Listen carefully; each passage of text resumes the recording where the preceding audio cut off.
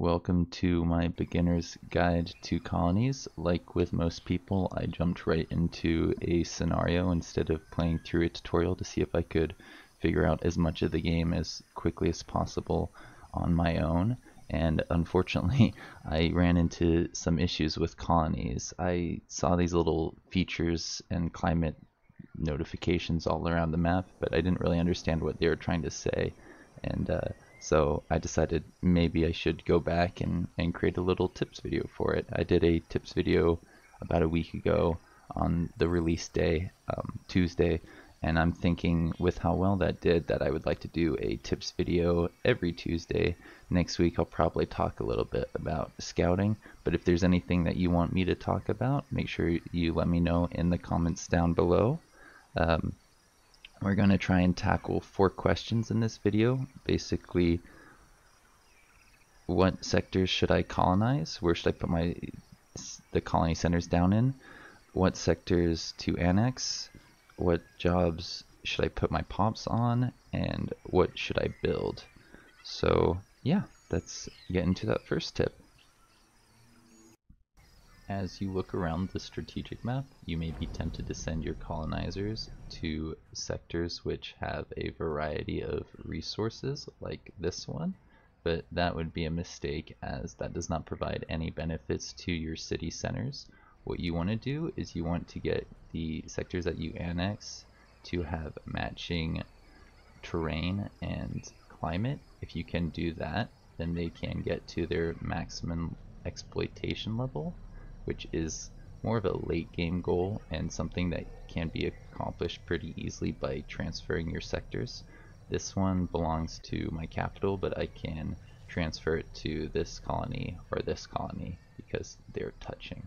So yes, what you really need to be looking at is not those resource icons, but the diamond, the big diamond and triangle icons. The triangles represent hazards, which are things, locations you want to try and avoid until you have the technology to remove them, and the diamonds represent a varying degree of awesome sites. Some of them are really good, like this landmark is awesome, and other ones are okay. They're not bad, but they don't provide a lot of benefits. My favorite one that I have in my space right now is this one because it provides a lot of influence, which is a rare and useful resource. You can use it to buy people off of locations.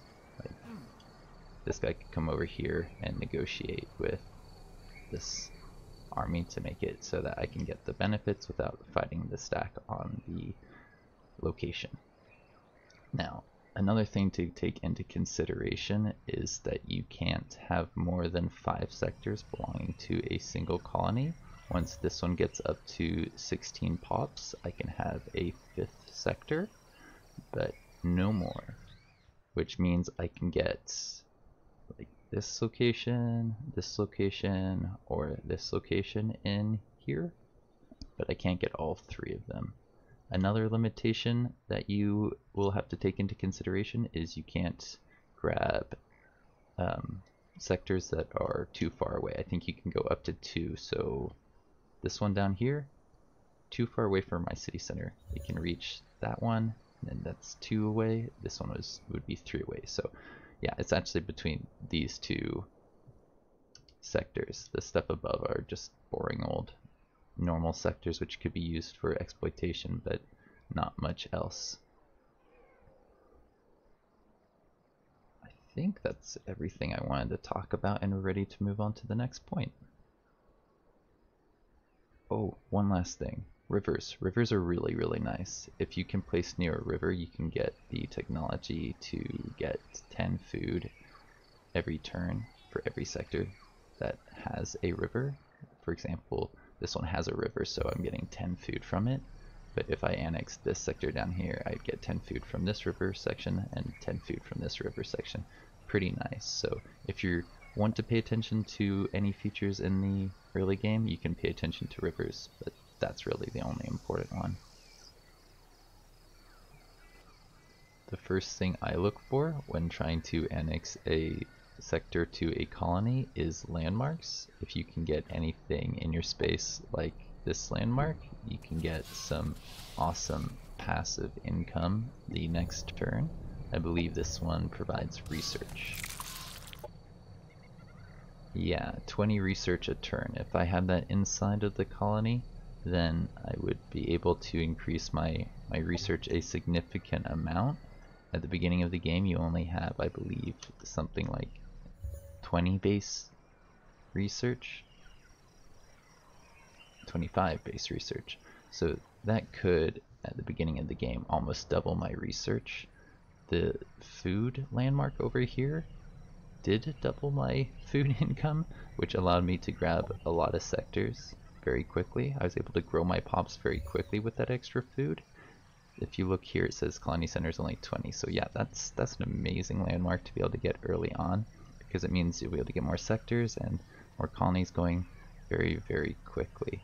If you don't see any landmarks nearby, the next thing that I like to check for is resource nodes that provide resources that you can't generate in your sectors, like this cosmite or the influence right here. I think you start off with a income of 5 cosmite, so the fact that this has 5 cosmite right here is awesome. That's a really nice site. Most of them aren't that good. This is only 2 when your base income, I believe, is just 5, so still pretty good. Allows you to buy people off of locations, but not amazing. After that, I would try and get locations like the Paragon Ink Repair Station in sectors with large infrastructure. If you've got a large infrastructure, you can park an army on there with that sector, and it'll be very, very hard to assault. If you can't see any nice sites nearby, then you can start looking at features. Right now, this sector right here is only on agricultural exploitation level 3 because we don't have all the techs for food. We have this one that takes us up 1 level. We have this specialization, which takes us up another level, but we need this to take us up to level 4, and we need, I believe, fungal exploitation to take us to the 5th level, which can be worth it if you have enough time and enough space to develop your sectors. But I think honestly it is almost easier to conquer a dwelling and or rather to integrate one, because these guys, when annexed, acts as a max level exploitation. I guess this one, since it's in water, can only go up to level 3. All the Hydra ones, I believe, can only go up to level 3, but this one would be a max level foundry, which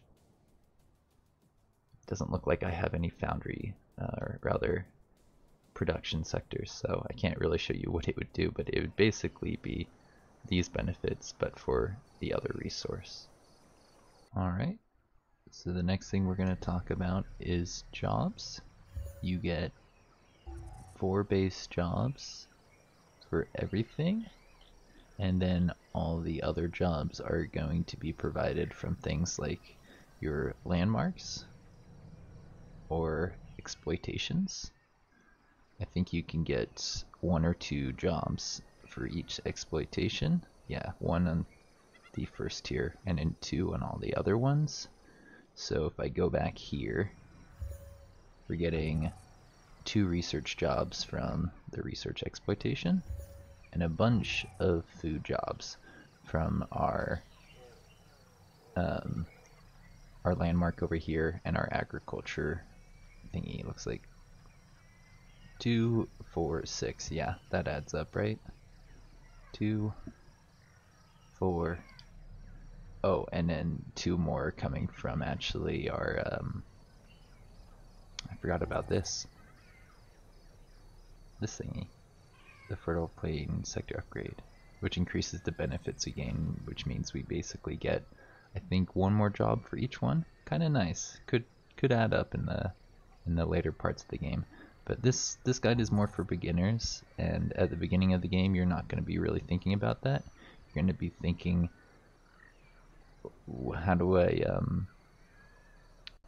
how should I be best assigning each of these individual pops?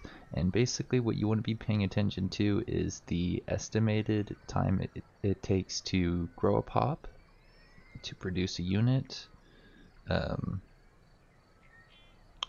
or to research a tech. All of those are very important things to take into consideration, because if you're just shy of your research, then you might as well, let's pick something else, then you might as well increase your research just a little bit. It looks like this, yeah, we're just shy of getting this in one turn, so it would be worth playing around with our research a little bit. There's nothing being built here, so yeah, increase that, and now it's easier to research this. I think the first priority you should get is getting more pops. So growing more pops is a big priority. You want to that, so then you can assign them to other little things, and then exploitations will allow you to focus on what you want.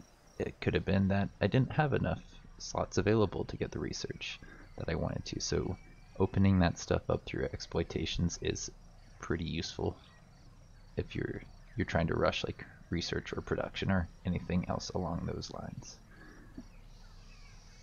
Oh, and if you're just shy of your production by like 5 points of production, you can always rush it. That's actually a really nice strategy. You can rush one thing per turn.